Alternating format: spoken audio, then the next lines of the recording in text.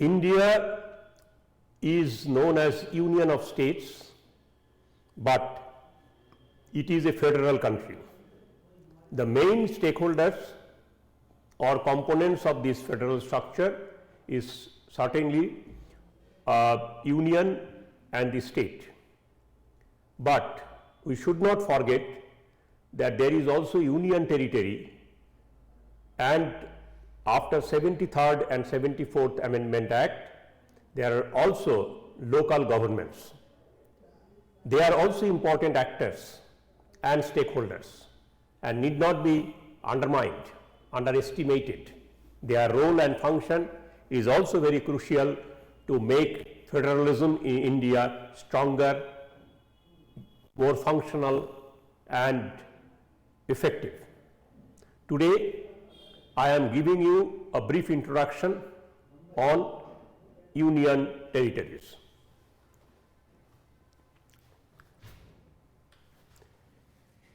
Two questions came in UPSC's mains exam on General Studies 2 or Polity.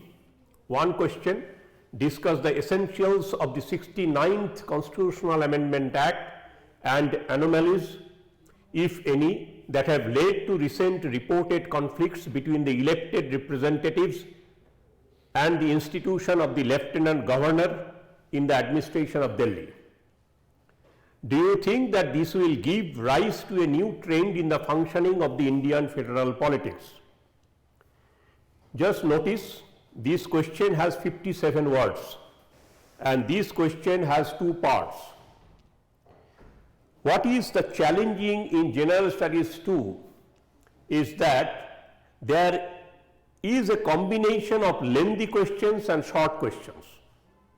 You'll have to read the question carefully, understand its various components, decode them properly, understand its expectation, and then structure your answer. All these things have to be done within a minute's time or less than a minute time, because maximum time that you have according to the marks of the question, 10 or 15, 7 or 9 minutes time. If you take too much time to understand the question, that will cut your answer writing time, and that will not help you to complete all the answers.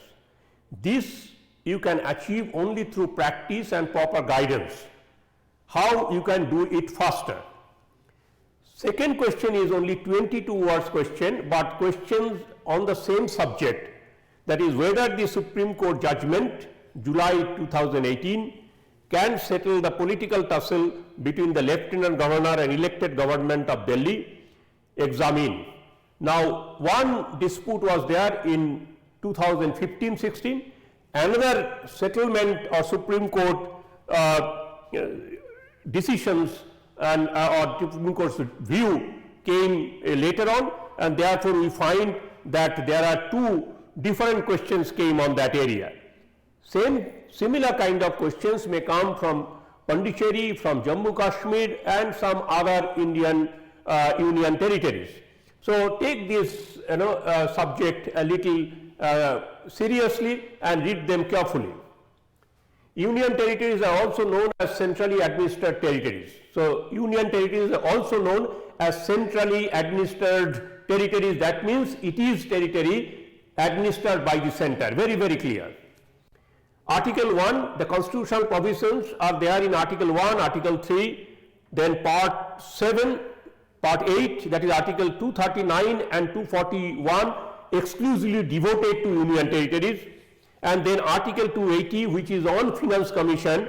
Now, whether Finance Commission will be, union territories will be covered under states or under union. So there is also some, debates, some discourse.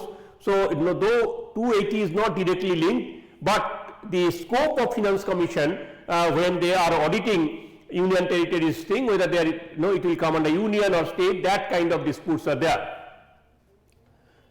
So these are the various articles related to the union territories.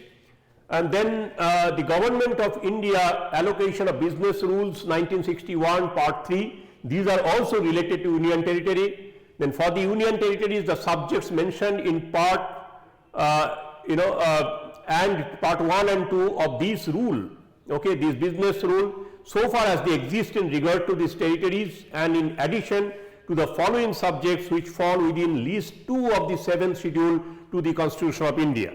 Okay. So 7th schedule is there, business rule is there. So we find that union territories have come as a reference in various articles, various provisions and various rules and laws.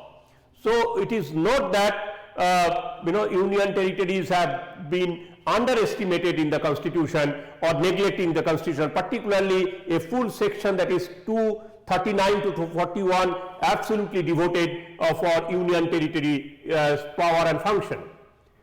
Now see that in 1956 Parliament amended the first schedule of the Constitution through the 7th Constitution Amendment Act, whereby it removed Part C. Part C was known as the Commissioner territory. So that Commissioner's territory had been converted to the Union territory and introduced the concept of Union territory. So that came in through the 7th Constitutional Amendment Act, and that amended the first schedule also and changed Part C into Union territories. Section 17 of the 1956 Act stated that the heading of Part C of the first schedule would be changed to Union territories. Very clearly it has now made Union territories, not that Commissioner's territory. Which are the Union territories we have? We have Andaman Nicobar Islands, we have Chandigarh, Dadra Nagar Haveli and Daman and Diu. Remember here we will have to know very carefully about Dadra Nagar Haveli and Daman and Diu. What happened? Dadra Nagar Haveli was part of Goa. When Goa became state, then it became a separate union territories. Then in 2020, Daman and Diu was separate union territory that has been merged, and 4 became one union territory. So 10th Amendment and 12th Amendment have brought them together, and now this what you call Dadra, Nagar Haveli, Daman and Diu, these 4 places together is one union territory. Then we have Delhi, then we have Jammu and Kashmir, then we have Ladakh, then Lakshadweep, then Puducherry. Of them, 1956 is the first amendment through which it comes. 1956 is the first year where the first amendment first amendment came. First not it is 7th amendment. 7th amendment came, and 7th amendment is now creating them. Then 1966 Chandigarh, not that they all have come together, they have come at different time. Like Chandigarh came when Punjab and Haryana were bifurcated. Then Dadra Nagar Haveli became an union territory where they are separated from Goa. Then Delhi became a territory in 1956 when it was earlier a state, then it became an union territory, and then again it has become a state but not a full-fledged state. Then Jammu and Kashmir, which was a state earlier, now it has become a union territory. Then Ladakh also the same way. Then Lakshadweep in 1956, it was 3 different islands, which is 3 islands, Amindibi, Kavarati and one more, and now together Indian government has given its name as Lakshadweep, and it became a union territory.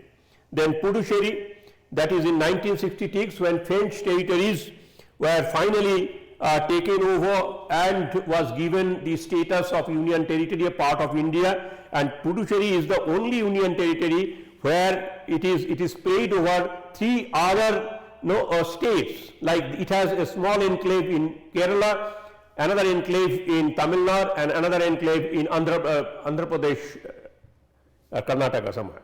Okay, so this is how it is spread.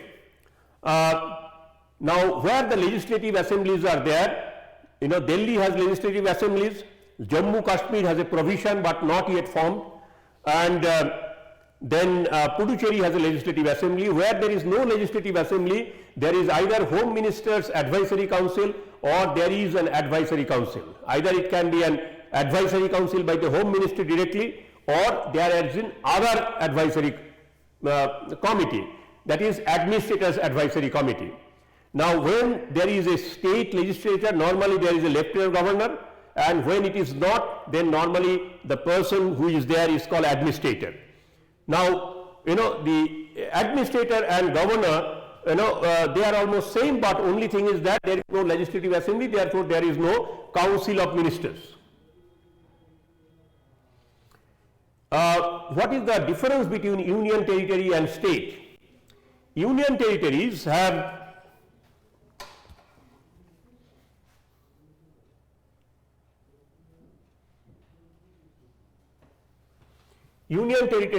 unitary relationship with the central, unitary relationship. Okay?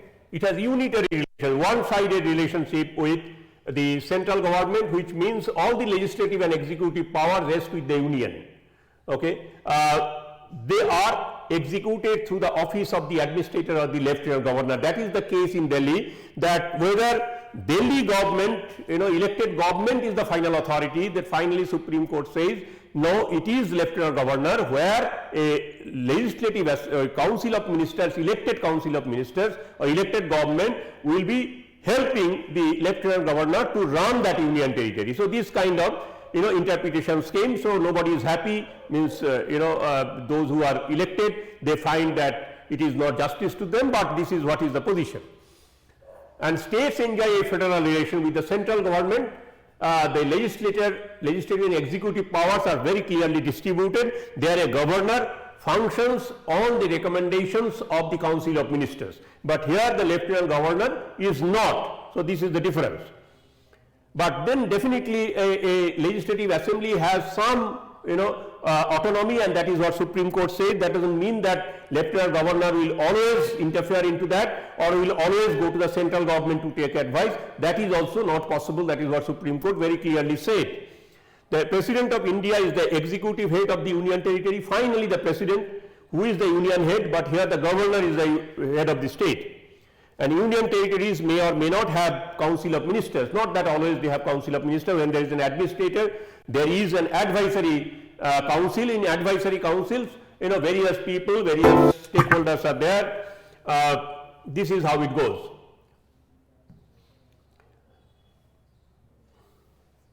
Union Territory is a small administrative unit that is ruled by the central government of India unless provisions are made otherwise.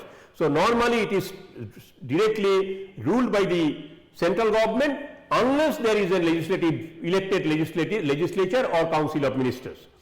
Except the Union Territories where legislatures exist, they are administered and controlled directly by the central government. But a state is no way ruled or controlled by the central government. This is what is their autonomous power. So in terms of autonomy, they have much more autonomous capacity. Next is Union Territories, when managed by administrators, do not have autonomous powers and enjoy limited power when a legislative assembly exists. So when it is by administrator, no autonomy. When it is by legislator, there is some autonomy, but not that the kind of autonomy that a state enjoys. But the power and authority of the states are clearly demarcated in the Constitution. So that 7th schedule, what are the areas on which state can make law, everything is very well laid down.